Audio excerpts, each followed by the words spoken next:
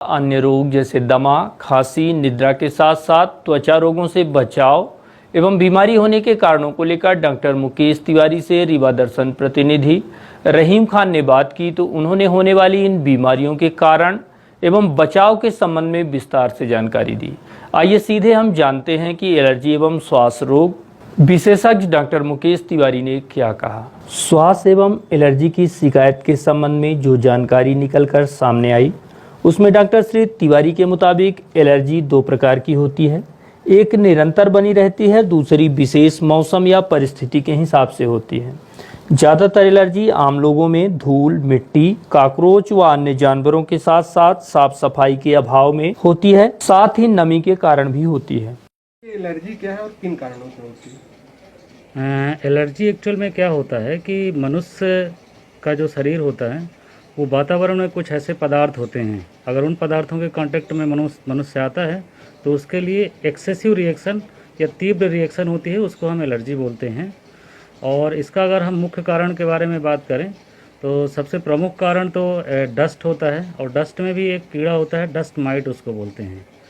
इसके अलावा कुछ परागकण होते हैं, जब वातावरण चेंज होता है तो पेड़ पौधे एक स्पेसिफिक परागकण छोड़ते हैं और उसकी वजह से एलर्जी बहुत से लोगों को होती है। बहुत से लोगों को कॉकरोच घर में इंसेक्टिसाइड्स होते हैं, उनकी वजह से भी एलर्जी होती है।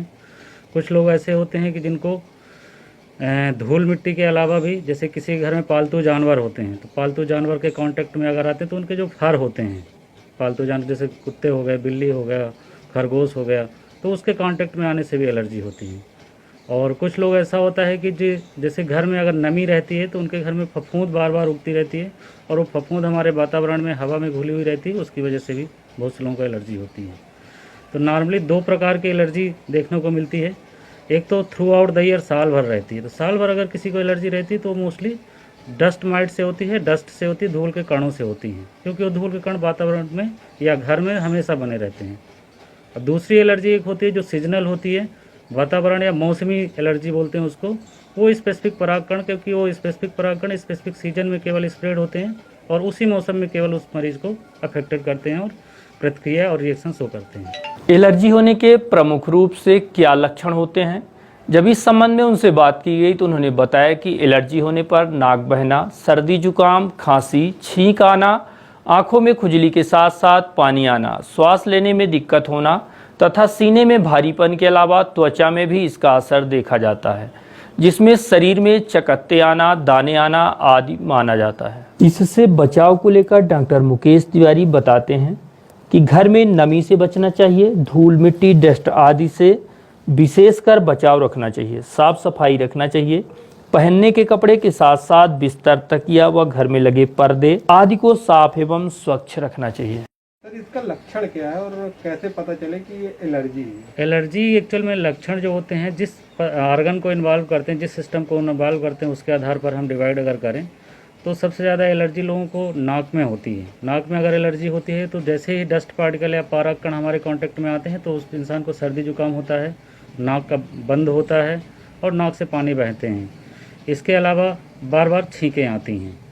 इसके अलावा अगर आँख को इन्वॉल्व करता है तो आँख में खुजली होती है, आँख से भी पानी आते हैं और आँख लाल पड़ती रहती हैं बार बार। इसके अलावा बहुत सारी एलर्जी ऐसी होती हैं जो हमारे नाक के बाद, जिनकी नाक बंद होती है, वो मुंह से सांस लेते हैं तो हमारे सांस की नलियों को इन्वॉल्व करता है, जिसकी वजह से मरीज को बार बार खांसी आती रहती है, गले में ऐसा लगता है कुछ फंसा हुआ है, सांस फूलती रहती है और सीने में जब लंबे समय तक होता है तो उससे सांस भी फूलती है और सीने में भारीपन भी लगता है।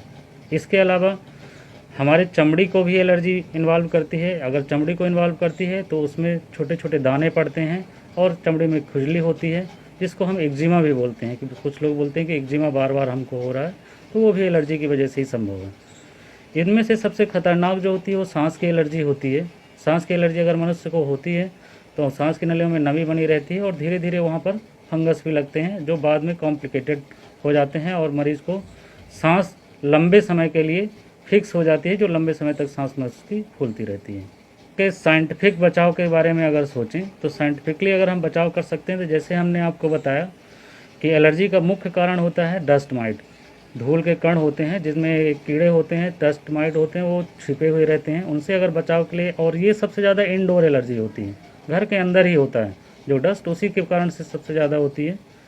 तो इसको बचाव करने के लिए हमको सबसे पहले तो अपने जो क्लॉथ हैं, बेड शीट हैं, पिलो कवर हैं, इनको regularly at least 50 to 60 degree centigrade में धोना चाहिए और धूप में प्रॉपर तरीके से डाल के दोनों साइड पलटाना होता है, जिसके कारण वो डस्ट माइट का जो कीड़ा होता है वो उसमें डेथ हो जाए उसकी, और वो पेशेंट को बार बार इन्फेक्टेड या एलर्जी ना क्रिएट करें।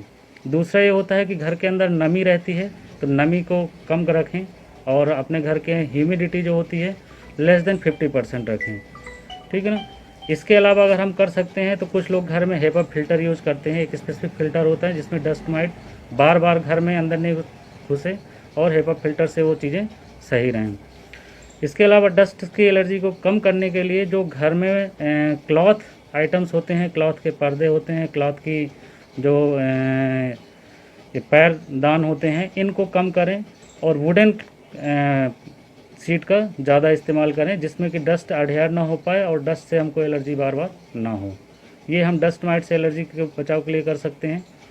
इसके अलावा बहुत से लोगों को सीजनल चेंज में परागकण से एलर्जी होती है। परागकण से एलर्जी के लिए हमको चाहिए कि अगर हमको ये पता चल रहा है कि एक स्पेसिफिक सीजन में इस पराग प्रॉब्लम हो रही, तो उस स्पेसिफिक सीजन में जब हम घर से बाहर निकलें तो मास्क लगा के निकलें, जिसके कारण हमारे नाक में और मुंह के अंदर सांस की नलियों में परागकण कम घुसें। और इसके बचाव के लिए हम ये भी कर सकते हैं कि जो स्पेसिफिक विंडी सीजन होता है उसमें हम अपने घर के दरवाजे और कमरे जो होते हैं, खिड़कियां जो होती हैं, उनको क्लोज करके रखें, जिससे कि परागकण हमारे घर के अंदर ही विशेष रूप से न घुस पाएँ। और अगर आप मीडियाज़ के थ्रू जाना चाहते हैं तो आप एक पोलन फोरकास्ट होता है, तो पोलन फोरकास्ट को आप रेगुलरली देखते रहें, जिसके कारण हमारे बॉडी में ज़्यादा से कम परागकण एक्सपोज हों। इसके अलावा बहुत से लोगों को कॉकरोच से या इंसेक्टिसाइड से एलर्जी होती है। तो इंसेक्टिसाइड भी क्या होता है कि जहाँ ह्यूमिड वातावरण रहता है तो वहाँ पर ज़्यादा ग्रो करते हैं। तो जैसे किचन हो गया, अपना बाथरूम हो गया, टॉयलेट हो गया, तो वहाँ पर आप रेगुलर इंसेक्टिसाइड का इन्फिल्ट्रेशन करते रहें, जो हमारे बॉडी में कम से कम इंसेक्टिसाइड एक्सपोज हो। इसी प्रकार फंगस की जो एलर्जी होती है, तो जहाँ नमी रहती है फंगस वहाँ ज़्यादा ग्रो होती है, तो उनके लिए भी हम इंसेक्टिसाइड का प्रयोग करें प्रॉपर तरीके से, और घरों में उसके लिए इंसेक्टिसाइड का रेगुलर छिड़काव करते रहें। और नमी जहाँ पर जो प्लेसेस में नमी रहती है तो नमी को इकट्ठा नहीं होने दें घर के अंदर, जिसके कारण हमको इंडोर एलर्जी से बचा जा सके। इसके अलावा और हम बचाव कर सकते हैं, जैसे पेट्स हैं, तो पेट्स के लिए अगर हम रख रहे हैं, एक पहली बात तो जो एलर्जिक हो उसको पेट्स रखना नहीं चाहिए। अगर रख भी रहे हैं तो उनके लिए एक अलग से आइसोलेटेड होम होना चाहिए, और उनकी आइसोलेट करके ही उनको ज़्यादातर रखें, और उनको टेक केयर करने के लिए दूसरा बंदे को रखना चाहिए। इस प्रकार ये कुछ तरीके होते हैं जिसके कारण हम एलर्जी से बचा जा सकता है।